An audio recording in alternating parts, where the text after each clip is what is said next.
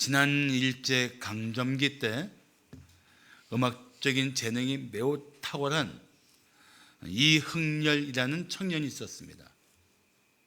그는 음악을 공부하기 위해 일본으로 유학을 떠났습니다. 그런데 작곡을 하려면 피아노가 있어야 했습니다. 그래서 결국 고국에 계신 어머님께 편지를 썼습니다. 어머니, 피아노가 없으니 음악 공부를 더 이상 할 수 없어요. 음악 공부에 피아노가 필수라는 것을 뒤늦게 깨달았습니다. 소자는 음악 공부를 이만 접고 귀국하려고 합니다. 이 편지를 받자마자 홀로 아들의 유학을 뒷바라지하던 어머니는 다음날 새벽부터 땅거미가 질 때까지 근처에 있는 산을 모조리 뒤져서 솔방울들을 긁어 모았습니다. 그 당시만 해도 화력이 좋은 솔방울들을 모아 팔면 그 돈이 되었습니다.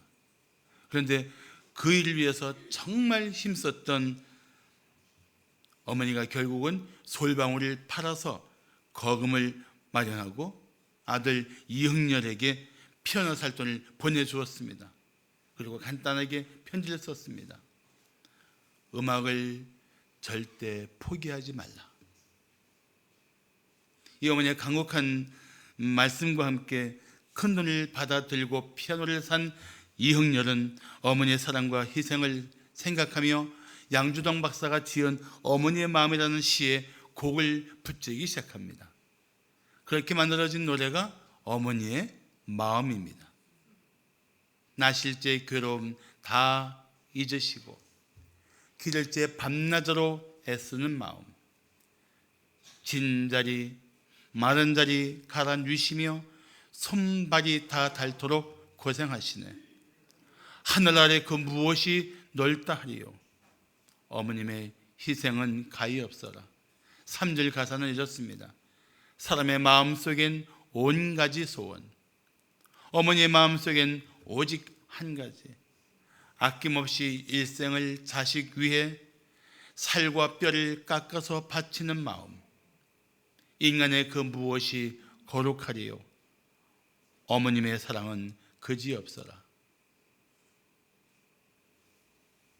이 은희열 선생님의 막내 아들이 작곡가인데 이영수 교수인데 제 친구예요. 이 친구가 아버지가 작곡한 그 많은 노래 중에 제일 좋아하는 노래가 이 노래라고 합니다.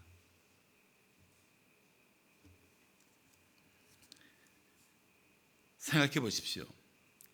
모든 사람은 태어났을 때 부모의 돌봄이 없이는 단 하루도 생존이 불가능합니다. 더구나 임신했을 때부터 이미 어머니의 희생은 시작되는 것입니다. 자녀를 낳고 키우는 것 자체가 희생의 연속입니다. 그러면 왜 나를 낳으셨어요? 라고 묻는 자식은 불효자식입니다. 그건 정말 생각 없는 자식입니다. 믿음의 부모는 하나님께서 맡기신 자녀라는 그 마음 때문에 그 자녀를 생명 걸고 키웁니다.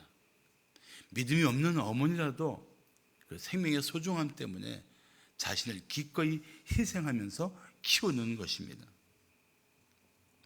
입덧이 심한 임산부는 임신 기간 내내 280일 동안을 먹지도 못하고 고통 속에서도 그 태아를 지키기 위해서 목숨을 걸고 살아갑니다. 감기에 걸려도 임신 중에는 약을 먹지도 못하면서 아기를 위해서 견뎌냅니다. 그렇게 태어난 아기가 옹알이를 하면 그것이 무슨 뜻인지를 귀 기울여 듣는 것이 어머니의 마음입니다.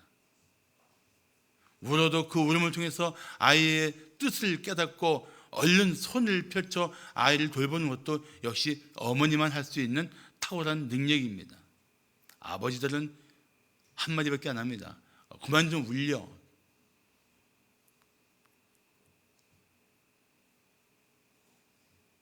대소변을 불평 없이 받아주는 것도 역시 어머니의 손길입니다. 그래서 자녀를 위해 생명을 걸고 살아가는 분이 엄마라는 이름의 여인입니다. 원래 5월 8일이 어머니 날이었는데 아버지들 좀 껴준다고 어버이날이라고 하고 있지만 난 어머니 날이 더 좋은 것 같아요. 표정을 보니까 동의하지 않는 것 같은데 제 생각은 그렇다 이것입니다.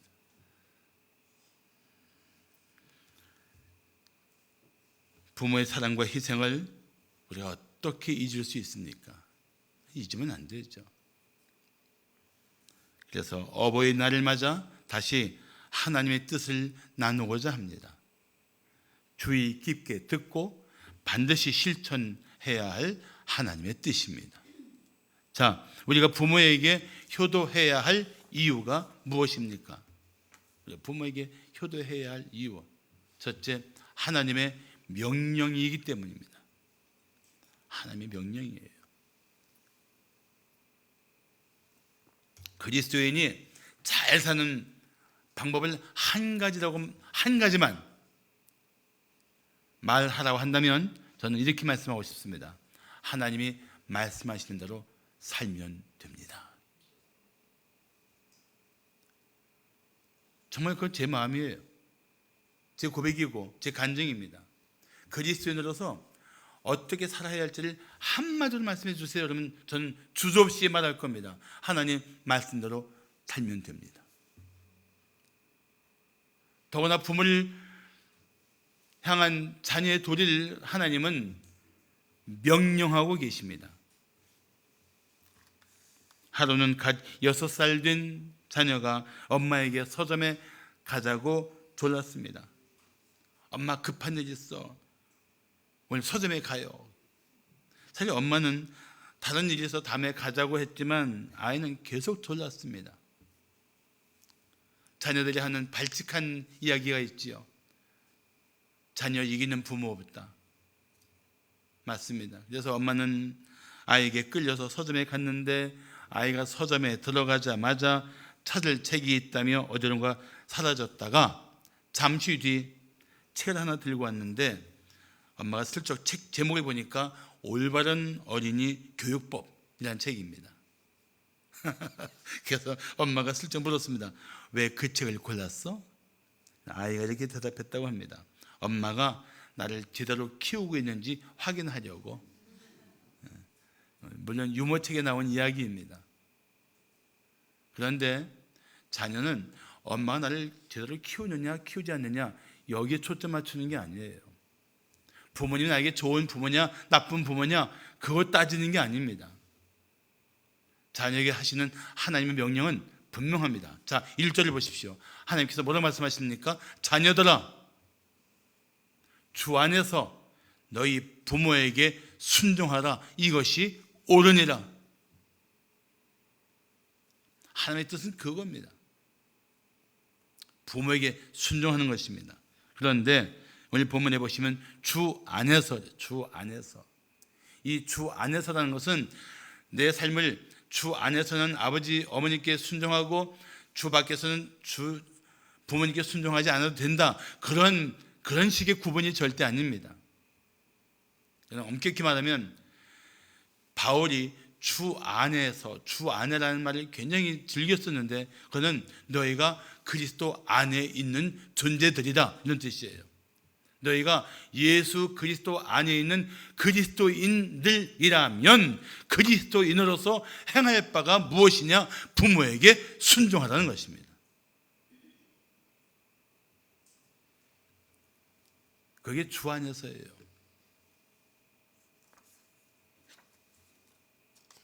더구나 1절은 너희 부모에게라고 말씀하고 있습니다. 너희 부모에게. 그 부모가 어떤 부모냐를 따지는 것이 아니고 하나님은 분명하게 말씀하십니다. 네 부모야. 세상에서 유명하든 유명하지 않든 부유하든 가난하든 능력이 있든 없든 네 부모야. 너는 네 부모에게 순종해라. 하나님 뜻이에요. 부모에게 우리가 자녀로서 해야 할 하나님의 명령은 한 가지입니다. 네 부모니까 너는 순종해야 돼. 그 말씀입니다. 인터넷에 달린 댓글 중에 제 눈에 확 들어온 댓글이 있었어요. 이런 이야기입니다. 아버지가 아버지다워야 아버지 대우를 하지. 이건 정말 불효자식입니다. 이런 태도가 단순히 부모를 거역하는 것이 아닙니다. 그것은 그 부모를 허락하신 하나님을 거역하는 죄악입니다. 죄예요.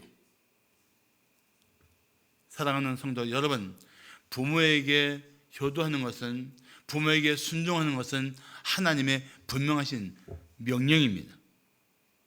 우리가 반드시 지켜야 할 준엄한 명령입니다. 더구나 이 순종하다라는 단어를 보면은 더 깊은 의미가 있습니다. 이 순종하다는 단어는 두 단어가 결합한 상태인데, 하나는 아래서라는 전치사와 잘 듣는다라는 동사가 결합한 것입니다. 순종하다는 얘기는 이렇게 표현할 수 있습니다. 부모의 권위 아래에서 부모의 말씀을 귀 기울여 듣는 것, 그게 순종하다는 뜻입니다.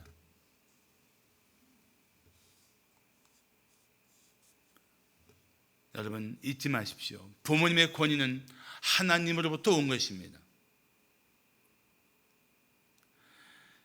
누군가가 이렇게 말했습니다. 부모는 내가 결정한 것이 아니다. 맞습니다.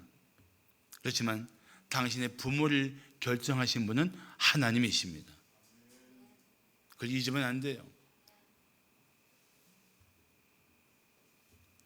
하나님의 뜻대로 세우신 부모를 통해 나를 빚어가시는 것이 하나님이 하시는 일인 것입니다. 나를 나 되게 하기 위해서 나에게 가장 적합한 부모를 세우신 것은 오직 하나님의 측량할 수 없는 지혜인 것입니다.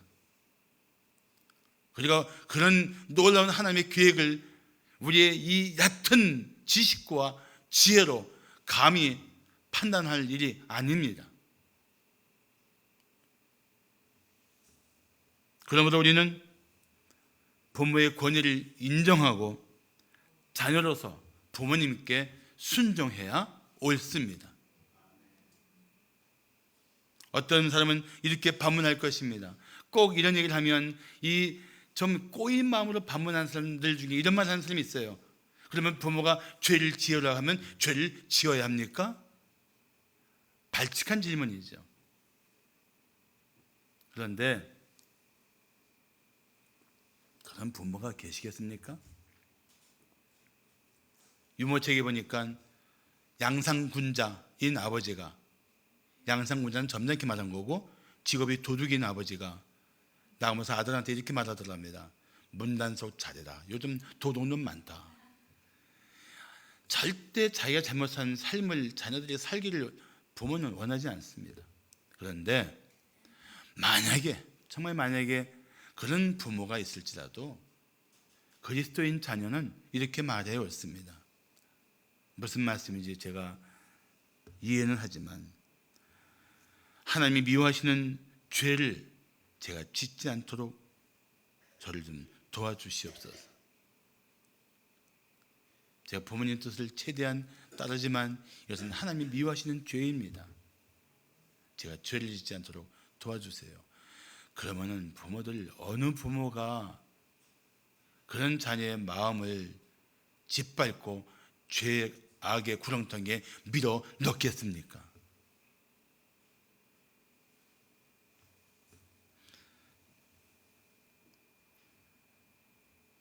끝까지 부모님이 잘못된 삶을 살아도 그 부모에 대한 공경의 태도를 잃지 않는 것, 그게 그리스도인 자녀의 자세가 되어야 합니다.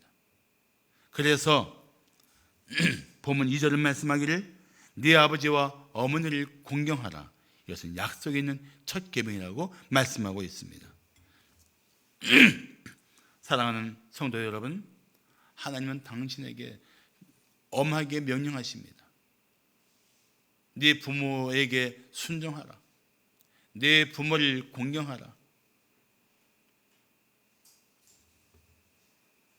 그런 명령에는 이런 깊은 뜻이 있습니다.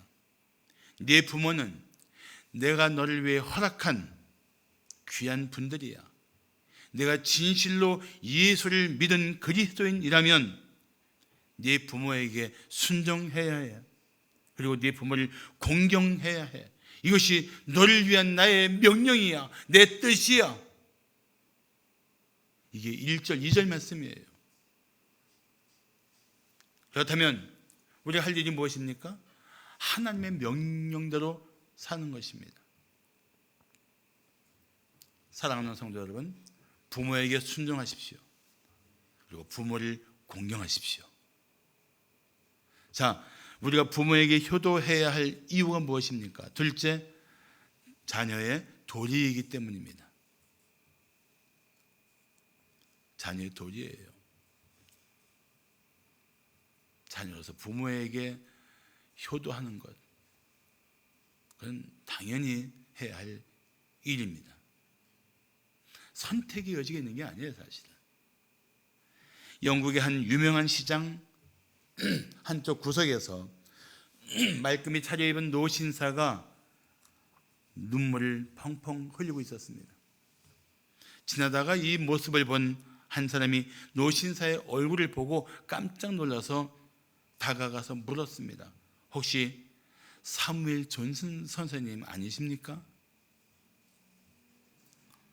그 울고 있는 노신사는 그 당시 영국에서 유명한 시인이자 평론가인 사무엘 존슨이었습니다.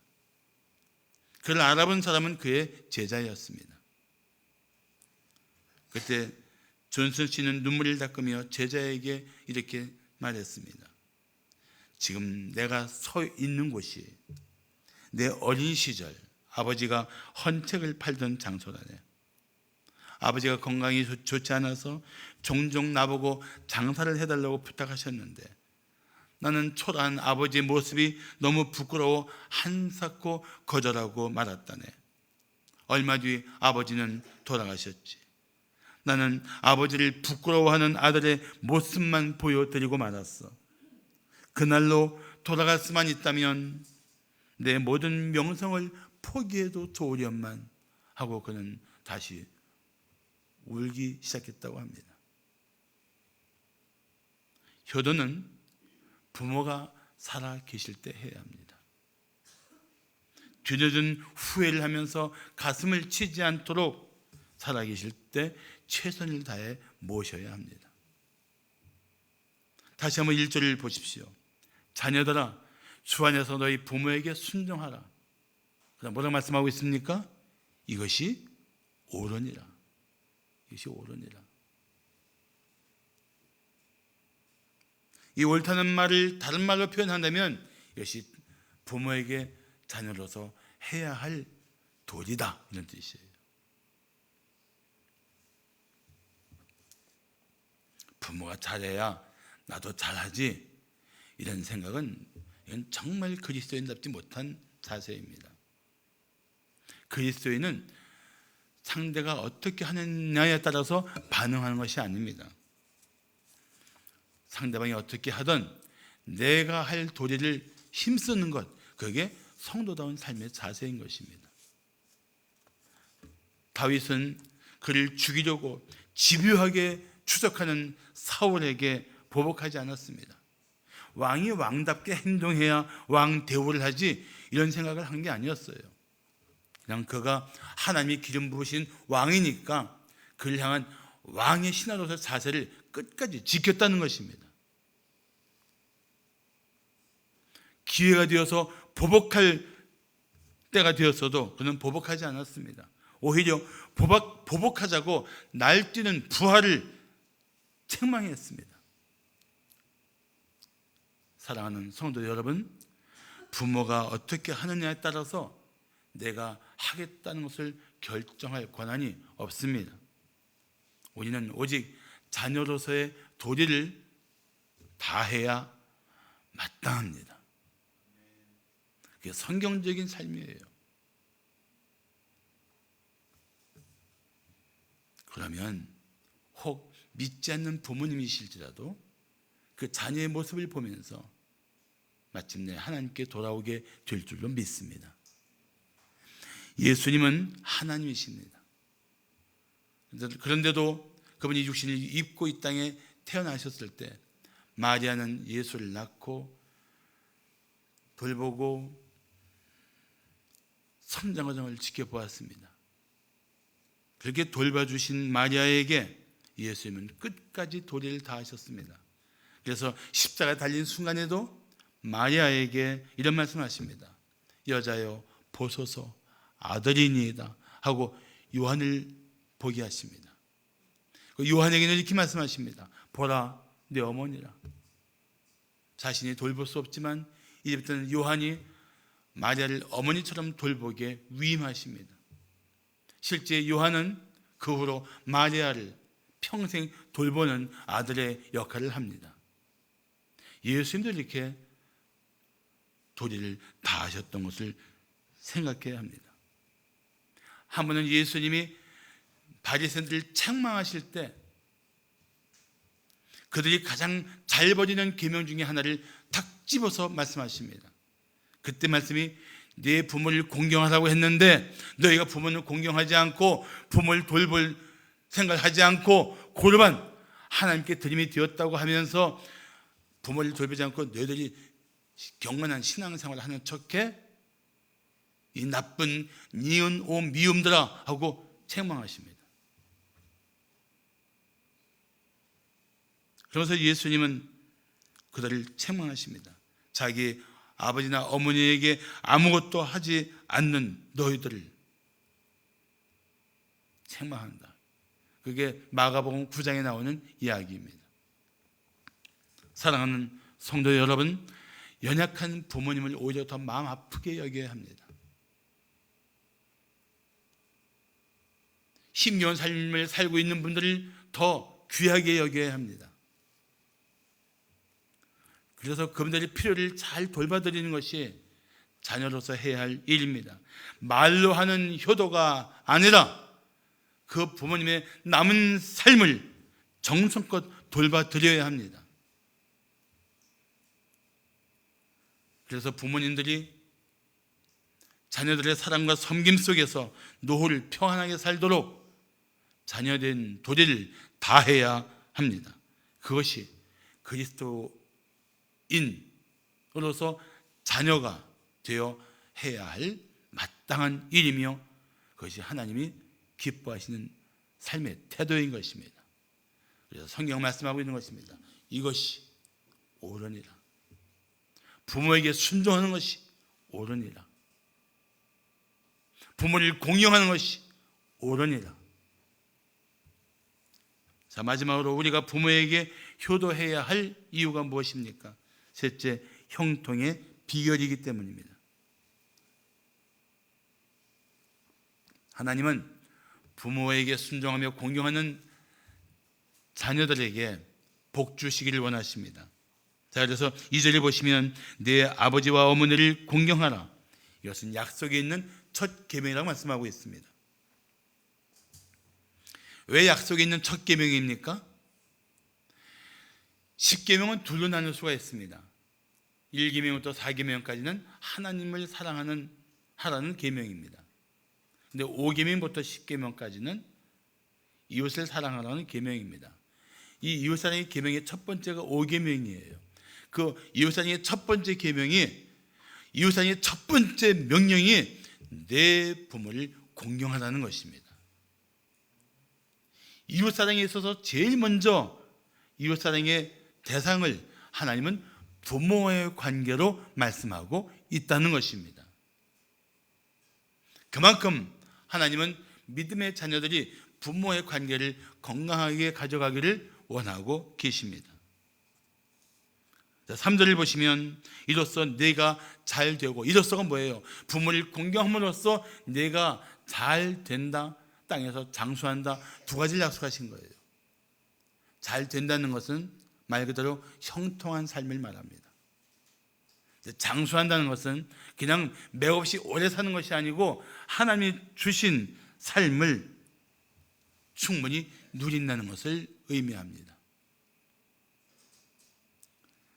사실 한 사람의 생애 속에 있어서 제일 중요한 관계로 시작하게 되는데 그게 부모님과의 관계입니다. 부모님과의 관계가 건강하면 다른 사람과의 관계도 건강하게 됩니다. 예를 들어 부모를 거역하며 불순종하는 사람들은 다른 사람과의 관계에서 권위를 인정하지 않고 불순종할 수 있는 가능성이 많습니다. 인간관계가 원만하지 못해요. 부모를 향해 깊은 분노가 있는 사람은 다른 사람과 관계에 있어서도 별것 아닌 작은 일에 분노를 쏟아낼 수 있는 가능성이 매우 많습니다. 부모를 용서하지 않는 사람은 다른 사람의 잘못을 용서하지 않으려는 고집스러움을 보일 수 있습니다. 어느 자매가 아버지가 너무 미워서 그 아버지를 보지 않기 위한 도피를 생각했는데 그 선택이 결혼이었습니다. 그래서 서둘러 결혼했어요. 결혼했는데 뜻밖에도 자기 남편의 언행 속에서 자기가 미워하는 아버지의 모습이 보이기 시작하는 겁니다.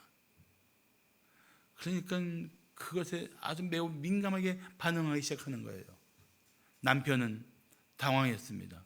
아니, 내가 말한 게 뭐가 잘못됐다고? 내가 행동한 게 뭐 이렇게 문제라고 이렇게 나에 대해서 공격적이지? 당황한 거예요. 그럴 수 있겠습니까? 없겠습니까? 있거든요. 부모의 관계를 해결하지 못한 채 도피처로 삼는 가정에서 있을 수 있는 일이에요. 나중에 저하고 함께 얘기하면서 아내의 문제를 깨닫고 남편은 아내를 품어주기 시작합니다. 그렇지만 저는 그 자매에게 이렇게 얘기했어요. 아버지와의 관계를 해결하는 것이 우선이다. 굉장히 난 중요한 문제 풀이의 우선 순위라고 생각합니다.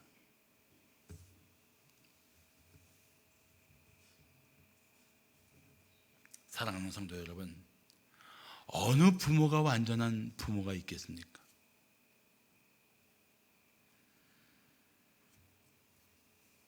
특히 힘겨웠던 삶을 살았던 부모님 마음에는 자녀들이 다 이해할 수 없는 상처들이 많습니다.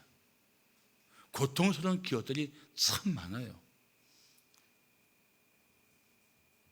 그래서 그런 분들일수록 자녀의 사랑과 이해 그리고 조건 없는 용서가 필요합니다. 부모가 어떤 문제가 있을지라도 부모를 공경하면 그 가정에는 치유와 회복이 일어날 것입니다. 그리고 그 자녀는 형통하게 되고 복되게 살 줄로 믿습니다. 그 모습을 또 자녀들이 보고 배우면서 아름다운 가정은 대를 이어가게 되는 은혜를 누리게 될 줄로 믿습니다. 미국의 한 라디오 프로그램에서 어느 청취자가 보낸 사연입니다. 미국의 울드 부부는 아들 아다가 지체 장애를 가지고 태어났다는 것을 깨닫고 처음엔 낙심했습니다. 제대로 말도 할 수 없는 아들이었지만 그래도 하나밖에 없는 귀한 자녀였기에 부모는 사랑과 정성을 다해 키웠습니다. 비록 말을 못했지만 특수학교에 보냈고 적합한 교육을 받게 했으며 주일에는 그 아들을 데리고 교회에 꼬박꼬박 나갔습니다. 성인이 된 아들을 위해서는 공장에서 일하면서 사회생활에 적응할 수 있도록 물심양면으로 도왔습니다. 그런데 아더가 29세, 29살 되던 해에 공장의 새로운 감독관인 캐럴이 왔는데 이 아들을 주의 깊게 지켜본 결과 말은 못하지만 말에 대한 반응이 매우 빠르다는 것을 알게 되었습니다. 그래서 캐럴은 말이 아닌 다른 의사소통 수단으로 아더에게 컴퓨터를 가르쳤습니다. 마침내 자신의 의사를 표현할 수 있게 된 아더는 컴퓨터에다가 첫 문장을 쳤습니다. 첫 문장을 친 거예요. 그 첫 문장의 내용이 이것이었습니다. 드디어 부모님께 사랑한다고 말할 수 있어 매우 행복합니다. 이게 자기의 마음을 다해서 표현했던 첫 번째 고백이었습니다.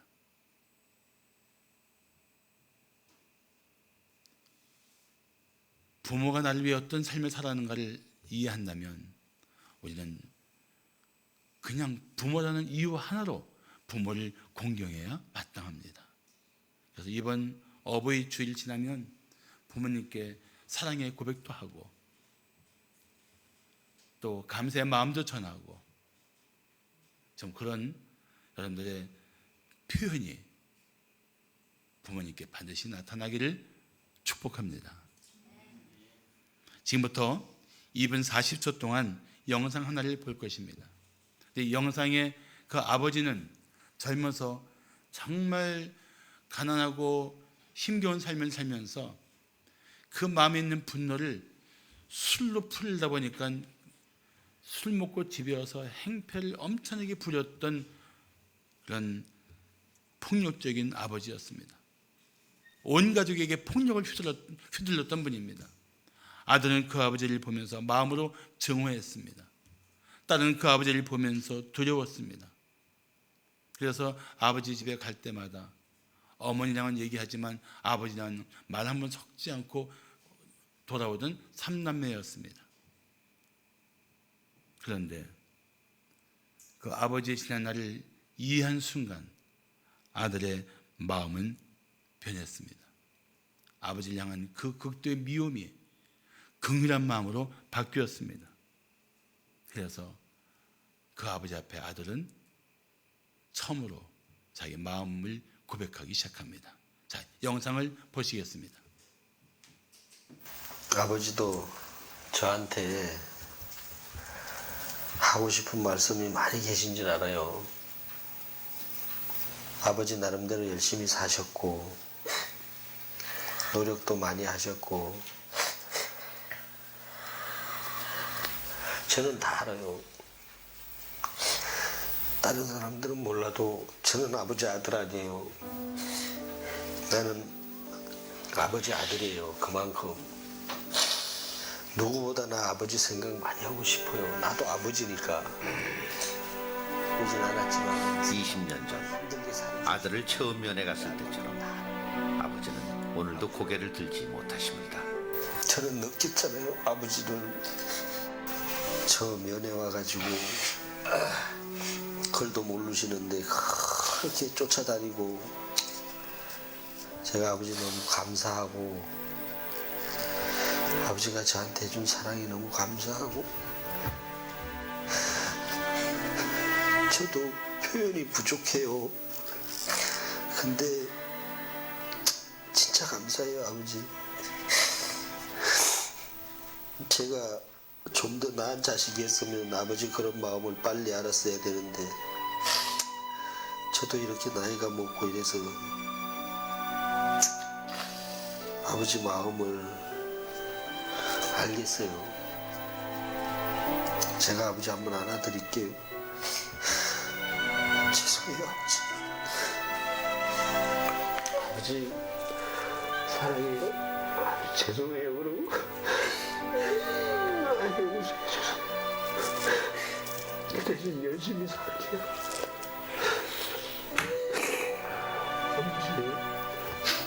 아버지 건강하세요. 사랑해요 아버지. 죄송합니다.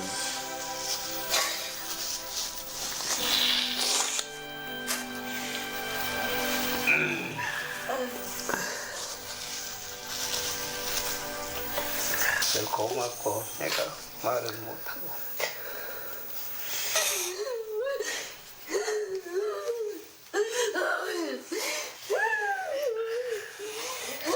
스스로를 늘 죄인이라 생각하며 살아온 아버지는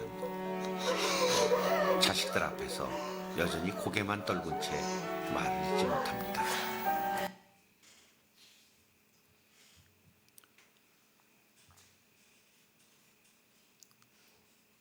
따지자면 아버지가 먼저 용서를 구해야 됐지만 아들은 아버지를 이해한 순간 그 아버지를 용서하지 못하고 살았던 자신의 잘못을 먼저 고백하고 아버지를 사랑한다고 끌어안아 드립니다. 자녀들 앞에서 평생 눈물 한 방울 보이지 않던 아버지가 그날 눈물을 흘렸고 온 가족은 부둥켜 안고 통곡을 했던 것입니다. 사랑하는 성도 여러분, 오늘은 어버이 주일입니다. 나는 이번 5월달이 가정이 새로워지고 새로운 변화가 일어나는 그런 가정의 달이 되기를 진심으로 기도하고 있습니다. 어버이날에 아버지나 어머니를 향해 마음에 남아있던 미움과 분노가 있다면 다 십자가 밑에 내려놓으십시오. 부모님께서 그렇게 살 수밖에 없었던 연약함을 이해하고 조건 없이 용서하십시오. 그리고 따뜻이 안아주십시오. 그리고 사랑한다고 고백하십시오. 한두 번 해도 변할 뿐이 아니라면 포기하지 말고 꾸준히 진실한 마음으로 그렇게 다가가십시오. 도저히 그럴 마음이 들지 않거든 하나님께 간절히 기도하십시오. 하나님 말씀대로 부모에게 순종하고 싶다고, 부모를 공경할 수 있도록 도와달라고 힘써 기도하십시오. 부모님과의 회복은 당신의 자녀와의 삶에도 아름다운 영향을 줄 것입니다. 그리고 마침내 가정이 새로워지는 그런 변화가 나타날 줄로 믿습니다. 기도하시겠습니다.